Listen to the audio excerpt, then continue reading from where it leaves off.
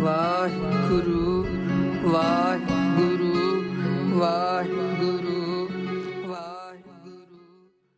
ਜਿੱਥੇ ਦਇਆ ਹੈ ਉੱਥੇ ਸੇਵਾ ਹੈ, ਜਿੱਥੇ ਸੇਵਾ ਹੈ ਉੱਥੇ ਧਰਮ ਹੈ, ਜਿੱਥੇ ਧਰਮ ਹੈ ਉੱਥੇ ਸੰਤੋਖ ਹੈ, ਜਿੱਥੇ ਸੰਤੋਖ ਹੈ ਉੱਥੇ ਸਿਮਰਨ ਹੈ, ਜਿੱਥੇ ਸਿਮਰਨ ਹੈ ਉੱਥੇ ਅਕਾਲ ਪੁਰਖ ਸੱਚੇ ਪਾਤਸ਼ਾਹ ਜੀ ਆਪ ਹੈ।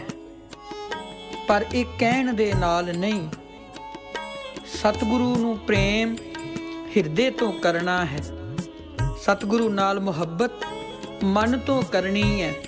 ਮਨ ਉਡੀਕੇ ਪਰਮਾਤਮਾ ਨੂੰ, ਮਨ ਨੂੰ ਪਿਆਸ ਲੱਗੇ ਅੰਮ੍ਰਿਤ ਨਾਮ ਦੀ, ਮਨ ਯਾਦ ਵਿੱਚ ਜੀਵੇ ਤੇ ਪਰਮਾਤਮਾ ਦੀ ਯਾਦ ਅੰਦਰ ਭਿੱਜ ਕੇ ਪ੍ਰੇਮ ਸਹਿਤ ਵਾਹਿਗੁਰੂ ਦੀ ਉਡੀਕ ਕਰੇ।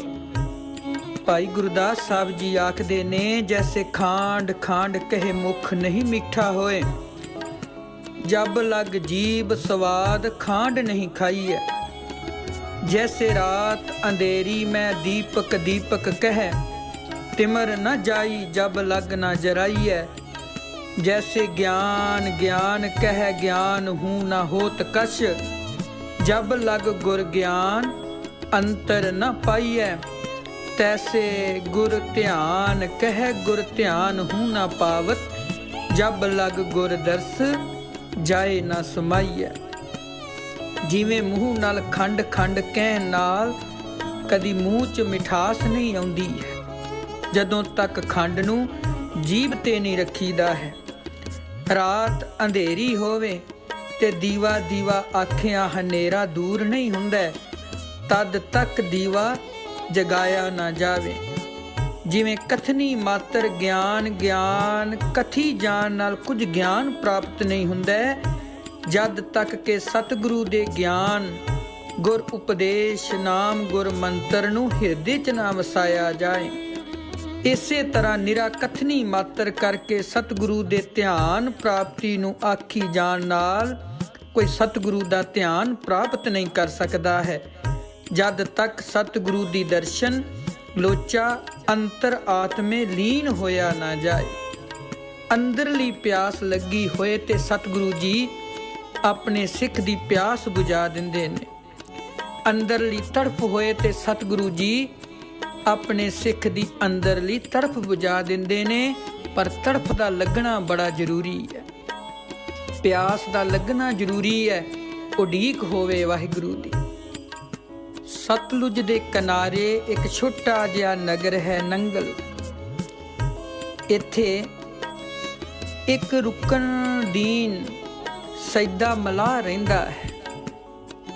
ਹੋਰ ਵੀ ਅਨੇਕਾਂ ਮਲਾਹ ਨੇ, ਜਿਨ੍ਹਾਂ ਦੀਆਂ ਬੇੜੀਆਂ ਵਿੱਚ ਲੋਕ ਬੈਠ ਕੇ ਸਤਲੁਜ ਨੂੰ ਪਾਰ ਕਰਦੇ ਨੇ। ਕੋਈ ਆਨੰਦਪੁਰ ਸਾਹਿਬ ਨੂੰ ਜਾਂਦਾ ਹੈ, ਕੋਈ ਆਨੰਦਪੁਰ ਸਾਹਿਬ ਤੋਂ ਇੱਧਰ ਨੂੰ ਆਉਂਦਾ ਹੈ। ਇਹਨਾਂ ਦਾ ਕਿਰਤ ਹੈ, ਰੋਜੀ ਰੋਟੀ ਹੈ। ਜਿਨ੍ਹਾਂ ਨੂੰ ਸਤਲੁਜ ਤੋਂ ਪਾਰ ਕਰਾਉਂਦੇ ਨੇ ਉਹ ਰਾਹੀ ਕੁਝ ਨਾ ਕੁਝ ਮਾਇਆ ਇਹਨਾਂ ਮਲਾਹਾਂ ਨੂੰ ਦੇ ਕੇ ਜਾਂਦੇ ਨੇ। ਪਰ ਸਾਰਿਆਂ ਦੀਆਂ ਬੇੜੀਆਂ ਬੜੀਆਂ ਸੋਹਣੀਆਂ ਨੇ। ਇੱਕ ਸੈਦਾ ਮਲਾਹ ਹੈ ਜਿਹਦੀ ਬੇੜੀ ਦੀ ਹਾਲਤ ਬੜੀ ਖਸਤਾ ਹੈ। ਇਹਦੇ ਵਿੱਚ ਗੁਰਸਿੱਖ ਬੈਠ ਕੇ ਜਾਂਦੇ ਨੇ ਤੇ ਜਦੋਂ ਨੰਗਲ ਤੋਂ ਆਨੰਦਪੁਰ ਸਾਹਿਬ ਨੂੰ ਜਾਂਦੇ ਨੇ ਤੇ ਰਸਤੇ 'ਚ ਬੈਠ ਕੇ ਆਪਣੇ ਸਤਿਗੁਰੂ ਧੰਨ 10ਵੇਂ ਪਾਤਸ਼ਾਹ ਮਹਾਰਾਜ ਗੁਰੂ ਗੋਬਿੰਦ ਸਿੰਘ ਸਾਹਿਬ ਮਹਾਰਾਜ ਜੀ ਦੀ ਮਹਿਮਾ ਕਰਦੇ ਜਾਂਦੇ ਨੇ ਕਿ ਅੱਜ ਸਤਿਗੁਰੂ ਦੇ ਦਰਸ਼ਨ ਕਰਨੇ ਨੇ। ਰੁਕਨਦੀਨ ਸੈਦਾ ਮਲਾਹ ਜਦੋਂ ਸਤਿਗੁਰੂ 10ਵੇਂ ਪਾਤਸ਼ਾਹ ਦੀ ਮਹਿਮਾ ਸੁਣਦਾ ਹੈ ਤੇ ਮਨ ਵਿੱਚ ਬੜਾ ਆਨੰਦ ਤੇ ਸੰਤੋਖ ਪ੍ਰਾਪਤ ਹੁੰਦਾ ਹੈ, ਮਨ ਵਿੱਚ ਪਿਆਸ ਜਾਗਦੀ ਹੈ। ਤੇ ਜਦੋਂ ਸਤਿਗੁਰੂ ਦੀ ਉਸਤਤੀ ਸੁਣਦਾ ਕਿ ਸਤਿਗੁਰੂ ਬੜੇ ਦਇਆਵਾਨ ਨੇ, ਗਰੀਬਾਂ ਤੇ ਦਇਆ ਕਰਦੇ ਨੇ, ਨਿਮਾਣਿਆਂ ਨੂੰ ਮਾਣ ਬਖਸ਼ਦੇ ਨੇ, ਨਿਤਾਣਿਆਂ ਨੂੰ ਤਾਣ ਬਖਸ਼ਦੇ ਨੇ। ਸਤਿਗੁਰੂ ਦੇ ਕੋਲ ਕੋਈ ਵੀ ਜਾਂਦਾ, ਸਤਿਗੁਰੂ ਜੀ ਜਾਤ ਪਾਤ ਤੋਂ ਉੱਪਰ ਉੱਠ ਕੇ ਉਹਦੇ ਨਾਲ ਪ੍ਰੇਮ ਕਰਦੇ ਨੇ। ਕੋਈ ਗਰੀਬ ਆ ਜਾਵੇ, ਕੋਈ ਅਮੀਰ ਆ ਜਾਵੇ, ਕੇਵਲ ਸਤਿਗੁਰੂ ਜੀ ਦੀਆਂ ਨਜ਼ਰਾਂ ਵਿੱਚ ਉਹ ਸੰਗਤ ਰੂਪ ਹੈ, ਉਹ ਗੁਰੂ ਨਾਨਕ ਦਾ ਸਿੱਖ ਹੈ। ਜਦੋਂ ਰੁਕਣ ਦੀਨ ਸੈਦੇ ਮਲਾਹ ਨੇ ਇਹ ਸਤਿਗੁਰੂ ਦੀਆਂ ਕਥਾ ਕਹਾਣੀਆਂ ਸੁਣਨੀਆਂ ਤੇ ਮਨ ਨੂੰ ਬੜਾ ਆਨੰਦ ਆਉਣਾ। ਇੱਕ ਦਿਨ ਸੈਦੇ ਮਲਾਹ ਰੁਕਣ ਦੀਨ ਦੀ ਬੇੜੀ ਵਿੱਚ ਗੁਰਸਿੱਖ ਸ਼ਬਦ ਪੜਦਾ ਜਾ ਰਿਹਾ ਹੈ। ਅਰਦਾਸ ਰੂਪ ਪ੍ਰਭ ਕੀਜੈ ਕਿਰਪਾ ਨਿਧਾਨ, ਹਮ ਹਰ ਗੁਣ ਗਾਵੇਂਗੇ ਹੋ ਤੁਮਰੀ ਕਰੋ ਨਿਤ ਆਸ, ਪ੍ਰਭ ਮੋਹਿ ਕਬ ਗਲ ਲਾਵੇਂਗੇ। ਰੁਕਣ ਦੀਨ ਸੈਦੇ ਮਲਾਹ ਨੇ ਇਹ ਸ਼ਬਦ ਸੁਣ ਲਿਆ, ਯਾਦ ਕਰ ਲਿਆ ਕਿ ਅੱਜ ਪ੍ਰਭ ਕੀਜੇ ਕਿਰਪਾ ਨਿਦਾਨ, ਹਮ ਹਰ ਗੁਣ ਗਾਵੇਂਗੇ। ਮਹਾਰਾਜ ਹੁਣ ਇਹ ਦਿਨ ਰਾਤ ਸ਼ਬਦ ਮਨ ਵਿੱਚ ਚੱਲਦਾ ਹੈ, ਦਿਨ ਰਾਤ ਇਹ ਸ਼ਬਦ ਦਾ ਗਾਇਨ ਕਰਦਾ ਹੈ ਸੈਦਾ ਮਲਾਹ। ਮਨ ਵਿੱਚ ਅਰਦਾਸ ਬਣ ਗਈ, ਮਨ ਵਿੱਚ ਜੋਦੜੀ ਬਣ ਗਈ, ਹੋ ਤੂੰ ਮੇਰੀ ਕਰੋ ਨਿਤ ਆਸ, ਪ੍ਰਭ ਮੋਹਿ ਕਬ ਗਲ ਲਾਵੇਂਗੇ, ਕਿ ਮਹਾਰਾਜ ਜੀ ਕਦੋਂ ਦਰਸ਼ਨ ਦਿਓਗੇ। ਰੋਜ਼ ਬੇਨਤੀ ਕਰਨੀ, ਜੋਦੜੀ ਕਰਨੀ, ਕਦੋਂ ਉਹ ਸੁਭਾਗਾ ਸਮਾਂ ਆਏਗਾ ਜਦੋਂ 10ਵੇਂ ਪਾਤਸ਼ਾਹ ਮਹਾਰਾਜ ਮੇਰੀ ਬੇੜੀ ਵਿੱਚ ਬੈਠਣਗੇ। ਧੰਨ 10ਵੇਂ ਪਾਤਸ਼ਾਹ ਮਹਾਰਾਜ ਜੀ 1753 ਬਿਕਰਮੀ 1696 ਈਸਵੀ ਨੂੰ ਸਤਿਗੁਰੂ ਜੀ ਭੰਗਾਣੀ ਦਾ ਯੁੱਧ ਜਿੱਤ ਕੇ ਵਾਪਸ ਆਏ ਨੇ।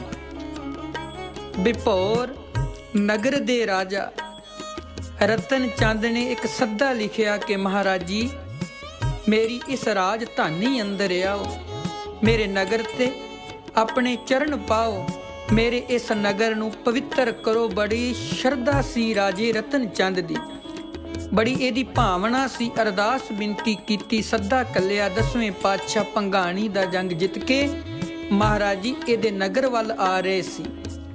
ਹੁਣ ਉਡੀਕ ਤੇ ਰੁਕਣ ਦੀਨ ਸੈਦੇ ਮਲਾਹ ਨੂੰ ਹੈ ਕਿ ਕਦੋਂ ਆਉਣਗੇ ਮੇਰੇ ਪਾਤਸ਼ਾਹ। ਰੋਜ਼ ਬੇਨਤੀਆਂ ਕਰਨੀਆਂ, ਸੁੱਤਿਆਂ ਜਾਗਦਿਆਂ ਅਰਦਾਸਾਂ ਕਰਨੀਆਂ।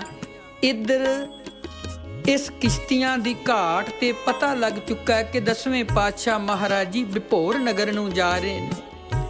ਸਾਰਿਆਂ ਨੇ ਆਪਣੀਆਂ ਬੇੜੀਆਂ ਸਜਾ ਲੀਆਂ, ਬੜੀਆਂ ਬੜੀਆਂ ਸੋਹਣੀਆਂ ਸਜਾਈਆਂ ਨੇ। ਜਦੋਂ ਸੈਦੇ ਮਲਾਹ ਰੁਕਣ ਦੀਨ ਨੇ ਦੇਖਿਆ ਕਿ ਅੱਜ 10ਵੇਂ ਪਾਤਸ਼ਾਹ ਦੇ ਆਉਣ ਦੀ ਆਵਾਜ਼ ਹੈ, ਪਰ ਸਾਰਿਆਂ ਨੇ ਬੇੜੀਆਂ ਸਜਾਈਆਂ ਨੇ। ਇਹਨੇ ਆਪਣੀ ਬੇੜੀ ਦੀ ਜਦੋਂ ਹਾਲਤ ਖਸਤਾ ਦੇਖੀ ਤੇ ਸੋਹਣੀਆਂ ਬੇੜੀਆਂ ਤੋਂ ਪਰੇ ਜਾ ਕੇ ਖਿਲਾਰ ਦਿੱਤੀ। 10ਵੇਂ ਪਾਤਸ਼ਾਹ ਮਹਾਰਾਜ ਜੀ ਇਸ ਕਿਸ਼ਤੀਆਂ ਦੀ ਘਾਟ ਤੇ ਆ ਕੇ ਖਲੋਗੇ। ਹੁਣ ਬੜੀਆਂ ਸੋਹਣੀਆਂ ਕਿਸ਼ਤੀਆਂ ਨੇ, ਬੜੀਆਂ ਸਜਾਈਆਂ ਹੋਈਆਂ ਕਿਸ਼ਤੀਆਂ ਨੇ। ਆਪਣੀ ਆਪਣੀ ਬੇੜੀ ਦੀ, ਕਿਸ਼ਤੀ ਦੀ ਹਰ ਕੋਈ ਵਡਿਆਈ ਕਰ ਰਿਹਾ ਹੈ। ਸਤਿਗੁਰੂ ਜੀ ਪੁੱਛਦੇ ਨੇ ਆ ਕਿਸ਼ਤੀ ਕਿਹਦੀ ਹੈ, ਬੇੜੀ ਕਿਹਦੀ ਹੈ? ਆਵਾਜ਼ ਆਉਂਦੀ ਹੈ ਸਤਿਗੁਰੂ ਜੀ ਇਹ ਬੇੜੀ ਮੇਰੀ ਹੈ। ਫਿਰ ਅਗਲੇ ਨੂੰ ਪੁੱਛਦੇ ਨੇ ਭਾਈ ਆ ਬੇੜੀ ਕਿਹਦੀ ਹੈ? ਸਾਰੇ ਆਖਦੇ ਨੇ ਸਤਿਗੁਰੂ ਇਹ ਮੇਰੀ ਬੇੜੀ ਹੈ। ਅਗਾਂਹ ਇੱਕ ਘਾਟ ਤੋਂ ਪਰੇ ਇੱਕ ਸਿੱਖ ਨੂੰ ਦੇਖਿਆ ਹੈ ਜਿਹੜਾ ਪਾਟੇ ਕੱਪੜਿਆਂ ਵਾਲਾ ਹੈ, ਜਿਹਦੀ ਬੇੜੀ ਦੀ ਹਾਲਤ ਬੜੀ ਖਸਤਾ ਹੈ। ਸਤਿਗੁਰੂ ਜੀ ਦੇ ਨਾਲ 21 ਸਿੰਘ ਨੇ। ਸਤਿਗੁਰੂ ਜੀ ਰੁਕਣ ਦੀਨ ਸੈਦੇ ਮਲਾਹ ਦੇ ਕੋਲ ਚਲੇ ਗਏ। ਜਦੋਂ ਦੇਖਿਆ ਰੂਹਾਨੀ ਚਿਹਰਾ ਸਤਿਗੁਰੂ ਜੀਆਂ ਦਾ, ਸਤਿਗੁਰੂ ਜੀ ਦਾ ਜਾਲੋ ਜਲਾਲ ਦੇਖਿਆ, ਨਾਲ ਸਿੱਖ ਦੇਖੇ ਗੁਰੂ ਸਾਹਿਬ ਜੀ ਦੇ। ਹੱਥ ਜੋੜੇ ਮਹਾਰਾਜ ਇਹ ਬੇੜੀ ਆਪ ਜੀਆਂ ਦੀ ਹੈ।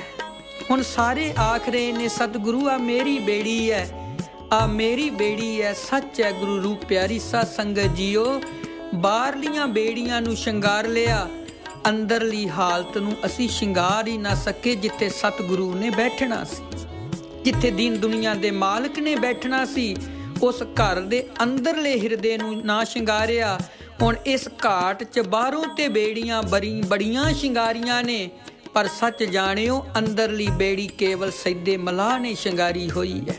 ਜਿੱਥੇ ਆਪਣੇ ਸਤਿਗੁਰੂ ਜੀ ਨੂੰ ਉਸਨੇ ਬਿਠਾਉਣਾ ਸੀ। ਸਿੱਖਾਂ ਨੂੰ ਕਿਹਾ ਸਤਿਗੁਰੂ ਜੀ ਮਹਾਰਾਜ ਜੀ ਕੀ ਹੁਕਮ ਹੈ? ਕਹਿੰਦੇ ਇਸ ਰੁਕਣ ਦੀਨ ਸੈਦੇ ਮਲਾਹ ਦੀ ਬੇੜੀ 'ਚ ਸਵਾਰ ਹੋ ਜਾਓ।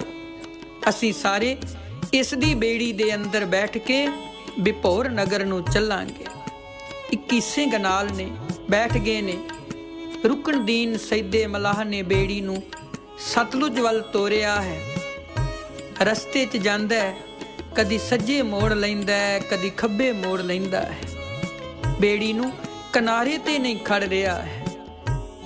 ਸਿੱਖ ਹੈਰਾਨ ਨੇ, ਇਹ ਮਲਾਹ ਕੀ ਕਰ ਰਿਹਾ ਹੈ? ਕਿਉਂ ਨਹੀਂ ਭਪੌਰ ਨਗਰ ਦੇ ਕਿਨਾਰੇ ਤੇ ਖੜ ਰਿਹਾ ਹੈ? ਕਦੀ ਸੱਜੇ ਕਦੀ ਖੱਬੇ ਜਾਂਦਾ ਹੈ।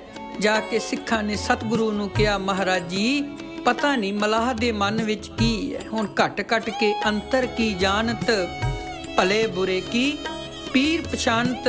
ਘਟ ਘਟ ਮਾਲਕ ਦਿਲਾਂ ਕਾ ਸੱਚਾ ਪਰਵਦਗਾਰ। ਉਹ ਸੱਚਾ ਮਾਲਕ ਤੇ ਜਾਣਦਾ ਕਿ ਸੈਦੇ ਦੇ ਮਲਾਹ ਦੇ ਮਨ ਵਿੱਚ ਕੀ ਹੈ, ਉਹਦੇ ਮਨ ਦੇ ਅੰਦਰ ਪ੍ਰੇਮ ਕਿੰਨਾ ਜ਼ਿਆਦਾ ਹੈ। ਆਖਣ ਲੱਗੇ, ਸਤਿਗੁਰੂ ਜੀ ਇਹ ਮਲਾਹ ਬੇੜੀ ਨੂੰ ਕਿਨਾਰੇ ਤੇ ਨਹੀਂ ਲਾ ਰਿਹਾ, ਆਪ ਕੁਛ ਇਹਨੂੰ ਆਖੋ। ਸਤਿਗੁਰੂ ਜੀ ਕੋਲ ਜਾਂਦੇ ਨੇ, ਰੁਕਣ ਦੀਨ ਮਲਾਹ ਜੀ ਬੇੜੀ ਨੂੰ ਕਿਨਾਰੇ ਤੇ ਕਿਉਂ ਨਹੀਂ ਲਾਉਂਦੇ? ਹੱਥ ਜੋੜੇ ਰੁਕਣ ਦੀਨ ਸੈਦੇ ਮਲਾਹ ਨੇ, ਮਹਾਰਾਜ ਜੀ ਸੱਚ ਜਾਣਿਓ ਮੇਰਾ ਚੇਤੀ ਨਹੀਂ ਕਰਦਾ ਹੈ ਕਿ ਆਪ ਜੀ ਨੂੰ ਕਿਨਾਰੇ ਤੇ ਲਾਵਾਂ। ਮੇਰਾ ਤੇ ਚਿੱਤ ਕਰਦਾ ਸਦਾ ਤੁਸੀਂ ਮੇਰੀ ਇਸ ਬੇੜੀ ਵਿੱਚ ਬੈਠੇ ਰਹੋ ਤੇ ਮੈਂ ਆਪ ਜੀ ਦੇ ਦਰਸ਼ਨ ਦੀਦਾਰ ਕਰਦਾ ਰਹਾਂ। ਸਤਿਗੁਰੂ ਜੀ ਨੇ ਘੁੱਟ ਕੇ ਰੁਕਣ ਦੀਨ ਸੈਦੇ ਮਲਾਹ ਨੂੰ ਗਲਵੱਕੜੀ ਚਲਾ ਲਿਆ।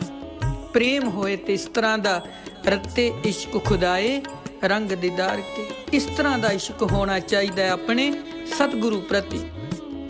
ਸਤਿਗੁਰੂ ਜੀ ਆਖਣ ਲੱਗੇ, ਸੈਦਾ ਜੀ ਬੇੜੀ ਨੂੰ ਕਿਨਾਰੇ ਤੇ ਭਪੌਰ ਨਗਰ ਵੱਲ ਲਾਓ। ਸਤ ਬਚਨ ਮਹਾਰਾਜ। ਸੈਦੇ ਮਲਾਹ ਨੇ ਬੇੜੀ ਨੂੰ ਕਿਨਾਰੇ ਤੇ ਖੜਿਆ। ਸਤਿਗੁਰੂ ਜੀ 21 ਸਿੱਖਾਂ ਸਮੇਤ ਨੇ। ਸਤਿਗੁਰੂ ਜੀ ਨੇ ਸੋਨੇ ਦੀਆਂ ਮੋਹਰਾਂ ਕੱਢੀਆਂ ਤੇ ਸੈਦੇ ਮਲਾਹ ਦੇ ਹੱਥ ਤੇ ਰੱਖ ਦਿੱਤੀਆਂ। ਹੱਥ ਜੋੜੇ, ਮਹਾਰਾਜ ਇਹ ਮਾਇਆ ਨਹੀਂ ਚਾਹੀਦੀ ਹੈ, ਹੁਣ ਇਸ ਮਾਇਆ ਦੀ ਲੋੜ ਨਹੀਂ ਹੈ ਮਹਾਰਾਜ।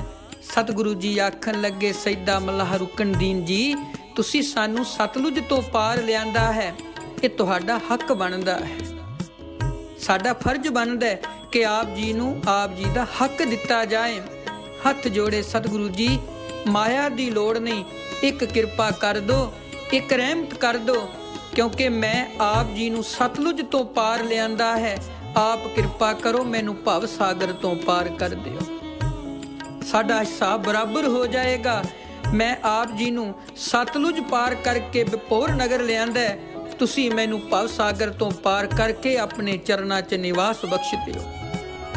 ਸਤਿਗੁਰੂ ਜੀ ਨੇ ਘੁੱਟ ਕੇ ਗਲਵੱਕੜੀ ਲਿਆ ਰੁਕਣ ਦੀਨ ਸੈਦੇ ਮਲਾਹ ਨੂੰ ਤੇ ਆਖਿਆ, ਜਾਓ ਸੈਦਾ ਜੀ ਤੁਹਾਡੀਆਂ 21 ਕੁਲਾਂ ਤਾਰ ਦਿੱਤੀਆਂ। ਸਤਿਗੁਰੂ ਜੀ ਨੇ ਬਖਸ਼ਿਸ਼ਾਂ ਕਰ ਦਿੱਤੀਆਂ। ਇਸ ਕਰਕੇ ਗੁਰਮੁਖੋ ਜੇ ਪ੍ਰੇਮ ਕਰਨਾ ਹੈ ਤੇ ਫਿਰ ਹਿਰਦੇ ਤੋਂ ਮਨ ਤੋਂ ਸਤਿਗੁਰੂ ਜੀ ਦੇ ਨਾਲ ਪ੍ਰੇਮ ਕਰਨਾ ਹੈ। ਇਸ ਤਰ੍ਹਾਂ ਦਾ ਪ੍ਰੇਮ ਕਰਨਾ ਹੈ ਕਿ ਬਾਹਰੋਂ ਸ਼ਿੰਗਾਰਨ ਨਾਲੋਂ ਅੰਦਰੋਂ ਸ਼ਿੰਗਾਰਿਆ ਜਾਏ ਮਨ। ਜਿੱਥੇ ਜਾਏ ਬਹਿ ਮੇਰਾ ਸਤਿਗੁਰੂ ਸੋ ਥਾਨ ਸੁਹਾਵਾ। ਰਾਮ ਰਾਜੇ ਜਿੱਥੇ ਸਾਡੇ ਸਤਿਗੁਰੂ ਬੈਠ ਜਾਂਦੇ ਨੇ ਉਹ ਜਗ੍ਹਾ ਪਵਿੱਤਰ ਹੋ ਜਾਂਦੀ ਹੈ। ਜਿੱਥੇ ਨਾਮ ਜਪੀਐ ਪ੍ਰਭ ਪਿਆਰੇ ਸੇ ਅਸਤਲ ਸੋਇਨ ਚਵਾਰੇ। ਜਿੱਥੇ ਨਾਮ ਨ ਜਪੀਐ ਮੇਰੇ ਗੋਇੰਦਾ ਸਈ ਨਗਰ ਉਜਾੜੇ ਜੀ। ਸੈਦੇ ਮਲਾਹ ਵਾਂਗ ਅਸੀਂ ਵੀ ਆਪਣੇ ਹਿਰਦਿਆਂ ਨੂੰ ਸ਼ਿੰਗਾਰੀਏ, ਫਿਰ ਸਾਡਾ ਸਤਿਗੁਰੂ ਬੈਠੇਗਾ। ਬੜਾ ਹੀ ਗਰੀਬ ਨਵਾਜ ਹੈ, ਦਇਆ ਦਾ ਸਾਗਰ ਹੈ। ਸਾਡਾ ਸਤਿਗੁਰੂ ਸੱਚੇ ਪਾਤਸ਼ਾਹ ਆਨੰਦਮਈ ਹਿਰਦੇ ਦਾ ਮਾਲਕ ਹੈ। ਜਿਵੇਂ ਸੈਦੇ ਮਲਾਹ ਨੂੰ ਭਵ ਸਾਗਰ ਤੋਂ ਪਾਰ ਕੀਤਾ, ਸਤਿਗੁਰੂ ਸਾਨੂੰ ਵੀ ਭਵ ਸਾਗਰ ਤੋਂ ਪਾਰ ਕਰ ਦੇਣਗੇ। ਪਰ ਸਤਿਗੁਰੂ ਸੱਚੇ ਪਾਤਸ਼ਾਹ ਦੇ ਨਾਲ ਪ੍ਰੇਮ ਕਰਨਾ